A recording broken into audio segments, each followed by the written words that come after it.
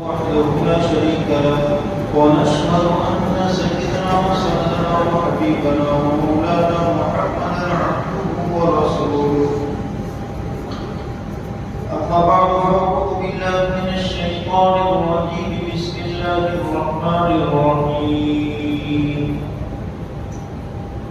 الله لا إله إلا هو الحي القيوم لا تأخذه سنة ولا نوم له ما في السماوات وما في الأرض من ذا الذي يشفع عنده إلا بإذنه يعلم ما بين أيديهم وما خلفهم ولا يحيطون بشيء من علمه إلا بما شاء وسع كرسيه السماوات والأرض ولا يؤوده حفظهما وهو العلي العظيم صدق الله العظيم.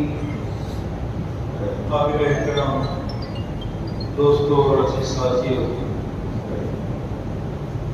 گزشتہ ہفتے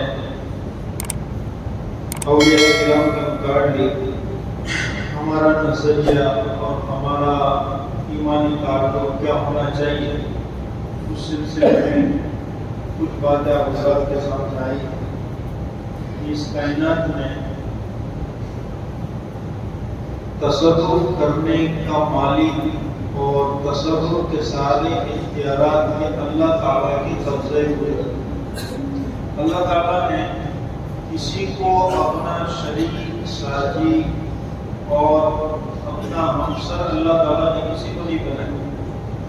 نہ اللہ تعالیٰ کو اس کی ضرورت ہے، نہ نعوذ باللہ اللہ تعالیٰ محتاج ہے کہ اس کائنات کے نظام کو چلانے میں کسی کی مدد لیں. اللہ تعالیٰ اکیلے ہیں اور وہ اکیلے ہی کافی. اس کائنات کو چلانے میں اللہ تعالیٰ اکیلے ہی کافی ہے، کسی کی ضرورت نہیں ہے. جب انسان نہیں تھے تو انسان سے پہلے بھی تو یہ جہاں تھا کہ جہاں اللہ تعالیٰ نے جناتوں کو پیدا کیا. جب جنات نہیں تھے اس سے پہلے بھی اللہ تعالیٰ تھا. تو جب ساری چیزیں اللہ تعالیٰ نے پیدا کی ہیں تو اللہ تعالیٰ کو اس کائنات کے نظام کو چلانے میں کسی مخلوق کی ضرورت ہے. میں نے گزشتہ ہفتے یہ بات واضح کی تھی کہ ہم محبت کے جذبے میں اللہ تعالیٰ کے نیک بندوں کو، اولیاء کرام کو اللہ تعالیٰ کے مقام و مرتبے تک نہ پہنچائیں، اللہ تعالیٰ کی ذات و صفات میں شریک نہ کریں. اولیاء کرام کی ذات کے ساتھ ہماری محبت جڑی ہوئی ہے، ہماری دینی عقیدت جڑی ہوئی ہے، لیکن اس کا مطلب یہ نہیں ہے کہ ہم یہ پھر نظریہ قائم کرتے ہو جائیں کہ نہیں اللہ تعالیٰ نے ان کو کائنات میں تصرف کے اختیار دے دیے ہیں، یہ بھی لوگوں کو جو چاہیں دے سکتے ہیں، جس کی مدد کر سکتے ہیں، جس کی چاہیں تکلیفیں دور کر سکتے ہیں، بے اولاد کو اولاد دے سکتے ہیں، اور اسی طرح جس کا کاروبار ٹھپ ہے اس کو برکت دے سکتے ہیں. یہ سارے نظریات جو ہیں جس کو قرآن کریم بیان کرتا ہے، یہ کیا ہے؟ شرک ہے. یہ کیا ہے؟ اَمَّن يُجِيبُ الْمُضْطَرَّ إِذَا دَعَاهُ وَيَكْشِفُ السُّوءَ. اے پیغمبر آپ مشرکین مکہ سے پوچھئے کون ہے جو محتاج مجبور کی پکار کو سنتا ہے اور اس کی تکلیفوں کو دور کرتا ہے. آپ ان سے پوچھئے چاہے یہ شرک کی دلدل میں پھنسے ہوئے ہیں، انہوں نے مورتیاں بنا رکھی ہیں، الگ الگ معبود بنا رکھے ہیں، کبھی اولاد کی ضرورت ہوتی ہے تو فلاں جگہ جاتے ہیں، کبھی کوئی بیماری کو دور کرنا ہوتا ہے تو فلاں جگہ جاتے ہیں، کبھی بچے کو کوئی بیماری بخار یا کچھ آ جاتی ہے تو فلاں جگہ جا کے یا تو کڑا پہنا دیتے ہیں یا فلاں جگہ جا کے کچھ ایسا مان لیتے ہیں اور یہ سمجھتے ہیں کہ وہاں سے ہماری تکلیف دور ہو گئی. اے پیغمبر آپ ان سے پوچھئے کہ مجبور اور محتاج کی پکار کو کون سنتا ہے؟ وَيَكْشِفُ السُّوءَ، اور تکلیفوں کو، برائیوں کو، پریشانیوں کو دور کون کرتا ہے؟ تو یہ جواب کیا دیں گے؟ فَسَيَقُولُونَ اللَّهُ. چاہے یہ شرک کرتے ہیں لیکن یہاں تو ان کا بھی جواب یہی ہوگا کہ اللہ دور کرتا ہے. تو جب اللہ تعالیٰ تکلیفوں کو دور کرتا ہے، پریشانیوں کو دور کرتا ہے، تو پھر اللہ تعالیٰ کو کسی کے پارٹنر کی ضرورت ہی نہیں. اللہ کے ساتھ پارٹنر کا نظریہ جو بھی رکھے گا یہ شرک ہے. چاہے پھر وہ مورتی کو پوجنے والا رکھے، چاہے وہ اپنے آپ کو مسلمان کہلانے والا، مسلمان نام رکھلانے والا کرے، یہ اللہ تعالیٰ نے قرآن کریم میں نظام بنا دیا کہ نبیوں نے خالص ایک اللہ کی دعوت کی۔ میں نے آپ حضرات کے سامنے خطبے میں آیت الکرسی کی تلاوت کی، جس میں اللہ تعالیٰ نے اپنا تعارف کرایا۔ کون ہے اللہ تعالیٰ؟ اللہ لا الہ الا هو الحی القیوم، کہ وہی ہے جس کے علاوہ کوئی اس کائنات میں عبادت کے لائق ہے، معبود بننے کے لائق کوئی نہیں ہے۔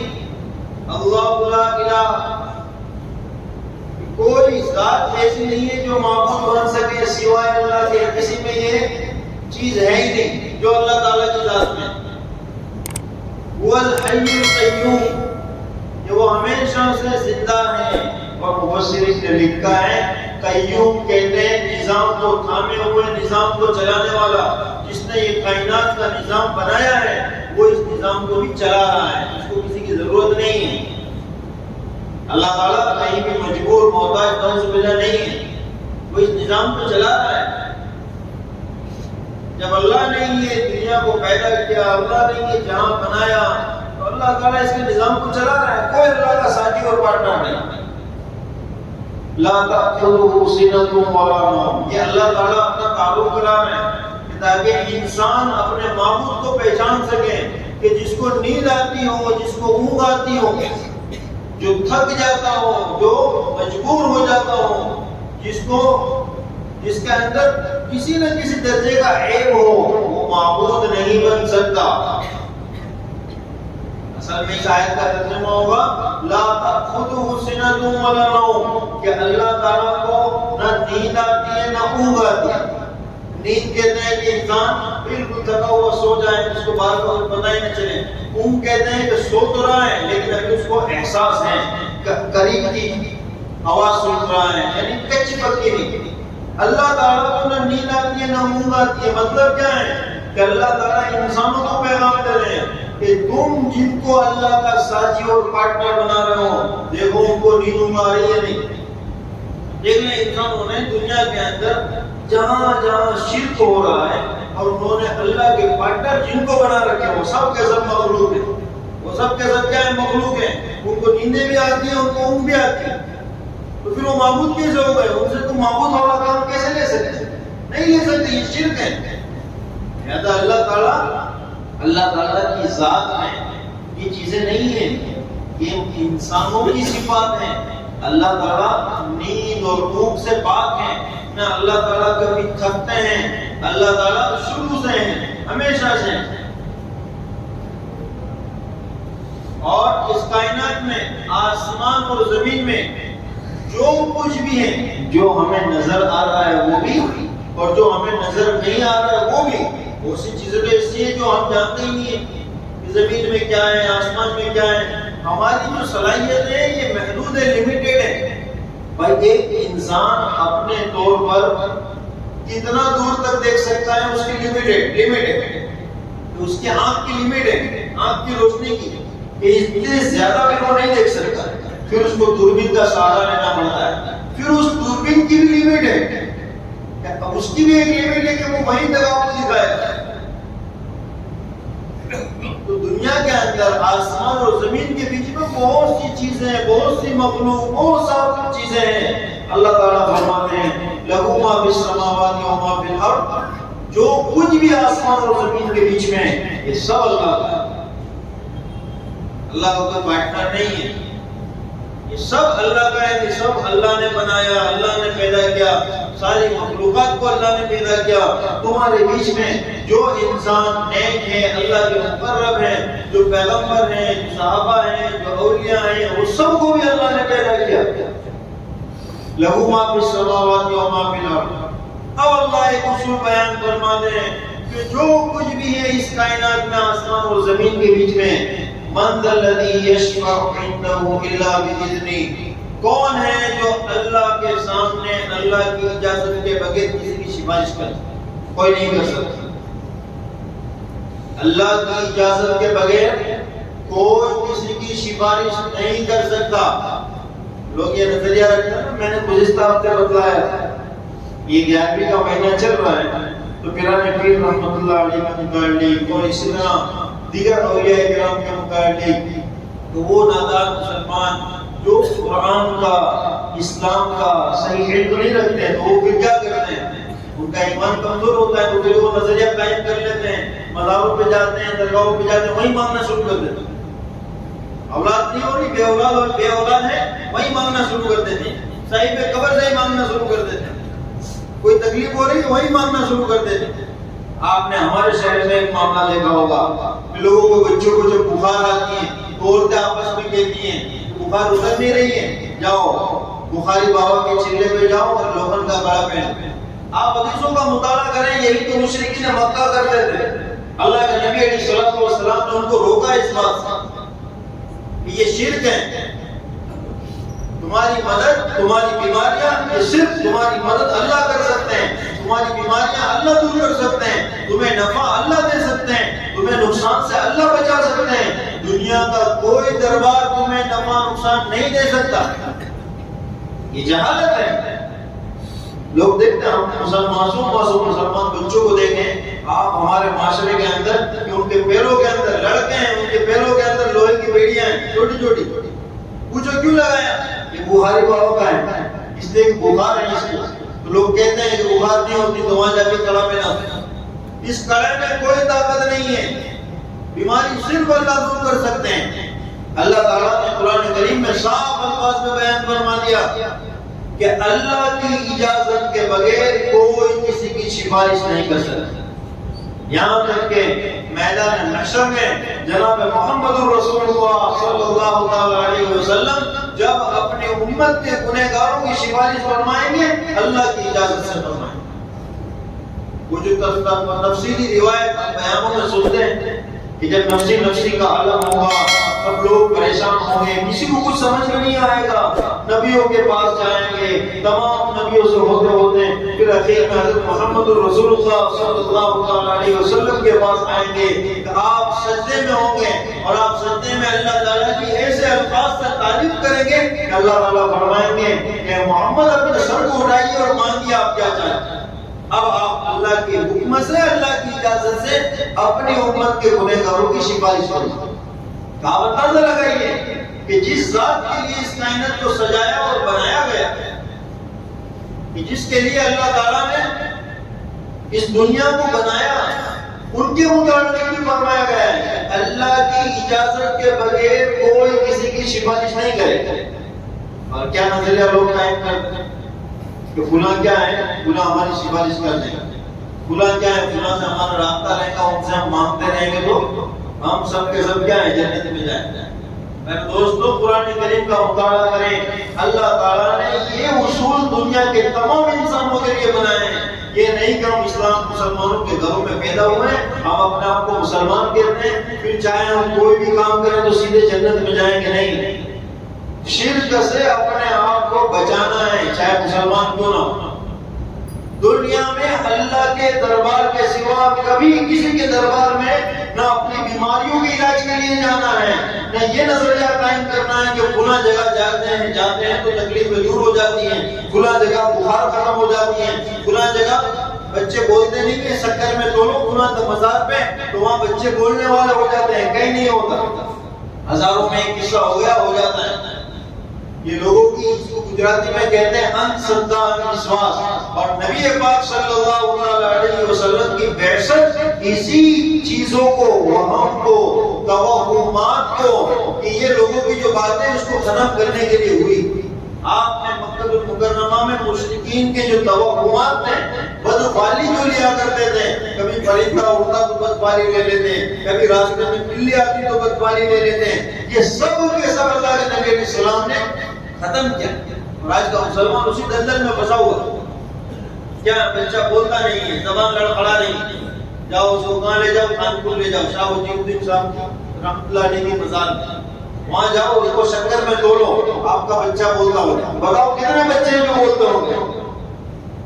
یہ شرک ہے۔ اللہ سے مانگو، اللہ اس کی زبان کی لکنت کو دور کریں گے۔ دنیا کا کوئی دربار کسی کی تکلیف دور نہیں کر سکتا۔ لہذا اللہ تعالیٰ فرماتے ہیں من ذا الذی یشفع عنده الا باذنہ، کون ہے جو اللہ کی اجازت کے بغیر کسی کی سفارش نہیں کر سکتے؟ ہاں سفارش کریں گے نیک لوگ میدان محشر میں کہ سب سے پہلے ہمارے نبی علیہ السلام اپنی امت کے لوگوں کی سفارش فرمائیں، پھر دیگر انبیاء فرمائیں گے، پھر صلحاء اولیاء کرام فرمائیں گے، پھر امت کے نیک لوگ علماء کو جو متقی پرہیزگار ہوں گے ان کو یہ مقام دیا جائے گا کہ وہ لوگوں کی سفارش کریں۔ یہ سفارش کا تعلق کیسا ہے؟ یہ سفارش کا تعلق یہ ہے کہ جب آپ نے ان کے نقش قدم پر زندگی گزاری ہوگی، ایک تو ہے کہ آپ کو ان نیک لوگوں سے اولیاء اللہ سے محبت ہے، دلی تعلق ہے، ساتھ میں آپ ایسی نیک دینداری والی زندگی بھی گزار رہے ہیں۔ یہ نہیں کہ آپ لوگوں کو مار رہے ہیں، لوگوں پہ ظلم کر رہے ہیں، لوگوں کا مال دبا رہے ہیں، آپ بالکل بے دینی کی زندگی گزار رہے ہیں، آپ زنا، چوری، شراب یہ سارے کام کر رہے ہیں، سال میں ایک دو دفعہ آپ عرس کر رہے ہیں، آپ یا تو یہ کہہ رہے ہیں ہم کو فلاں اولیاء اکرام سے محبت ہے، فلاں سے یہ آپ ان کے نام پر نیاز کرتے ہیں، یہ کافی نہیں ہوگا۔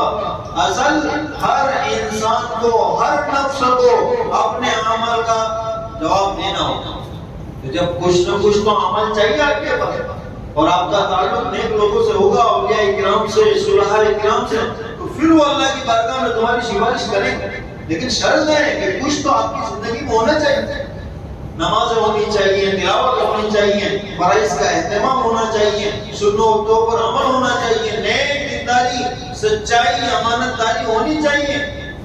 یہ نہیں کہ دنیا کے اندر تو آپ ظلم و ستم کے ساتھ اور درندہ صفت کے ساتھ زندگی گزار دیں اور پھر آپ یہ کہیں کہ نہیں ہمارا تعلق فلاں کے ساتھ ہے تو ہم کامیاب ہو جائیں گے، ایسا نہیں ہوگا۔ ایسا نظریات یہود و نصارہ کا ہے جس کو قرآن نے بیان کیا، وقالت اليهود ليست النصارى على شيء وقالت النصارى ليست اليهود على شيء، یہود کہتے ہیں کہ نصارہ کچھ بھی نہیں ہے اور یہ عیسائی نصارہ کہتے ہیں کہ یہودی کچھ بھی نہیں۔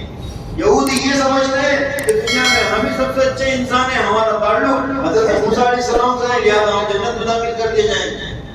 عیسائی سمجھتے ہیں کہ ہمارا تعلق یہ اللہ کے بیٹے عیسیٰ نعوذ باللہ عیسیٰ علیہ السلام سے ہے تو ہم تو کیا ہیں، ہمارے گناہ عیسیٰ علیہ السلام صلیب پر چڑھ گئے تو سارے معاف ہو گئے، ہمارا تعلق ان سے ہے تو ہم جنت میں داخل کر دیے جائیں گے۔ یہ نظریات اسلام اور مسلمانوں کے نہیں ہیں، یہ یہود و نصارہ کے نظریات ہیں۔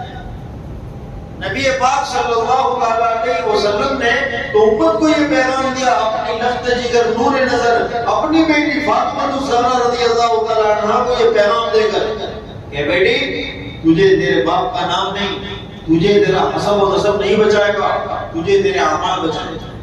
تیری قبر میں تیرے ساتھ جو معاملہ ہوگا وہ تیرے اعمال کی بنیاد پر ہوگا۔ صرف یہ کہہ دینا کہ نہیں میں تو فلاں سے محبت کرتا ہوں، فلاں سے میرا تعلق ہے اور زندگی کے اندر کوئی عمل نہیں، ساری برائیاں، یہ کامیابی کی علامت نہیں ہے۔ ایک ہمارے زندگی میں دینداری ہو، نیکی ہو، اسلام کے مطابق زندگی گزر رہی ہو اور ہم اہل اللہ سے، نیک لوگوں سے محبت رکھتے ہو، ان کا اکرام کرتے ہو، ان سے ہماری محبت عقیدت مندانہ ہو، تو پھر یہ محبت ہمیں میدان محشر میں کام آئے۔ اسی محبت کی بنیاد پر آپ کی سفارش، آپ ان کی سفارش کے مستحق ہیں۔ اللہ تعالیٰ فرماتے ہیں من ذا الذی یشفع عنده الا بإذنہ یعلم ما بین ایدیہم وما خلفہم، اس آسمان اور زمین کے درمیان بھی اور جو کچھ بھی تمہارے سامنے ہے، جو تمہارے پیچھے ہیں، سب اللہ جانتے ہیں، اور اللہ تعالیٰ کی ذات کا کوئی احاطہ نہیں کر سکتا سوائے اللہ جس کو دینا چاہیں۔ جس بندے کو اللہ تعالیٰ اپنی معرفت کا علم دے وہ تو اللہ کچھ نہ کچھ درجے میں اللہ کی معرفت کو پا لیتا ہے، لیکن اللہ کی جو ذات ہے اس کو انسان کامل طور پر نہیں پہچان سکتا، اس لیے کہ انسان کے اندر وہ صلاحیت ہی نہیں ہے، وہ کیپیسٹی ہی نہیں ہے۔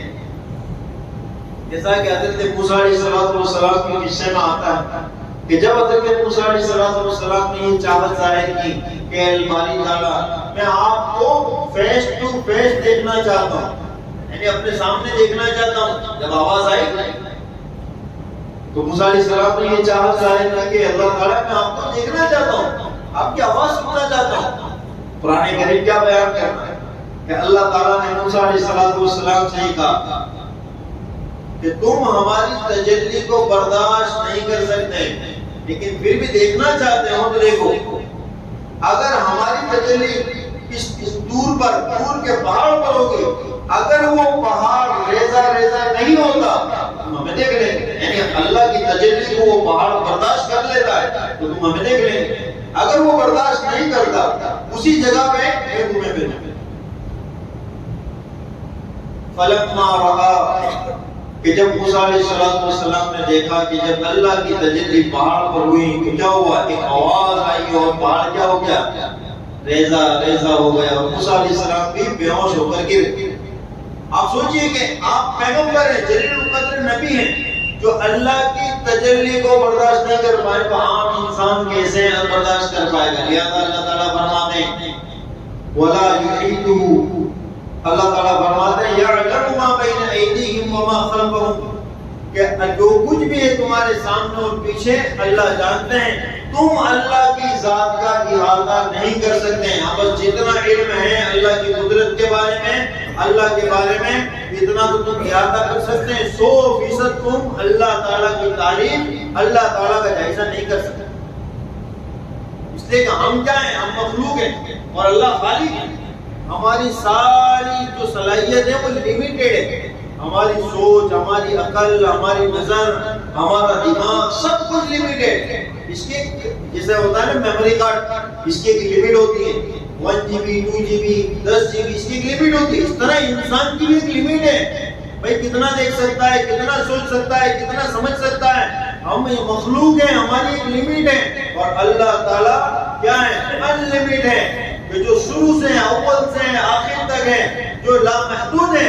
تو ایک محدود مخلوق لامحدود ذات کا احاطہ نہیں کر سکتا۔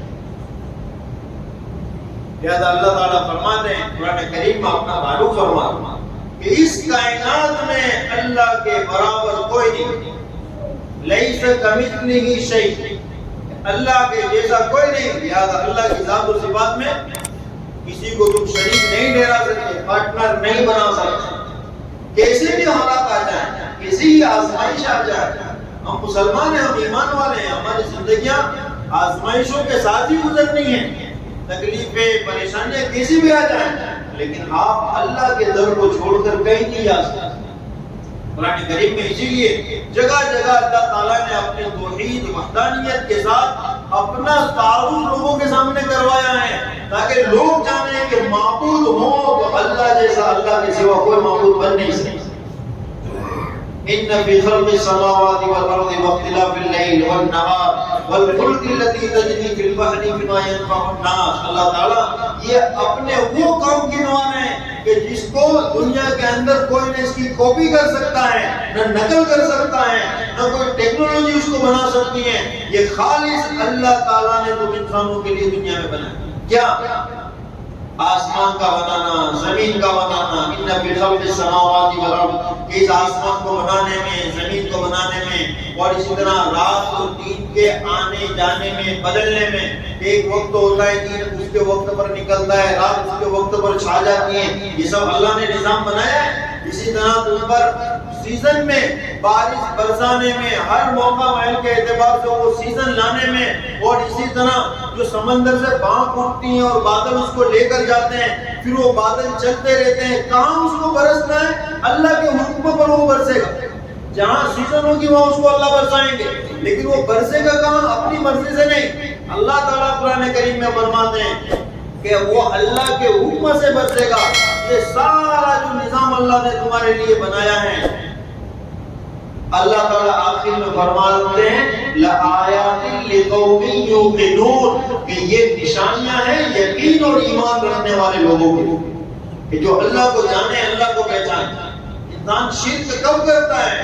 جب وہ اللہ کو نہیں جانتا، اس نے اپنے پروردگار کو پہچانا ہی نہیں ہے، تبھی تو وہ دوسروں کے درباروں میں جا رہا ہے، اس کو پتہ ہی نہیں ہے کہ میرے معبود کی، میرے رب کی کیا طاقت ہے۔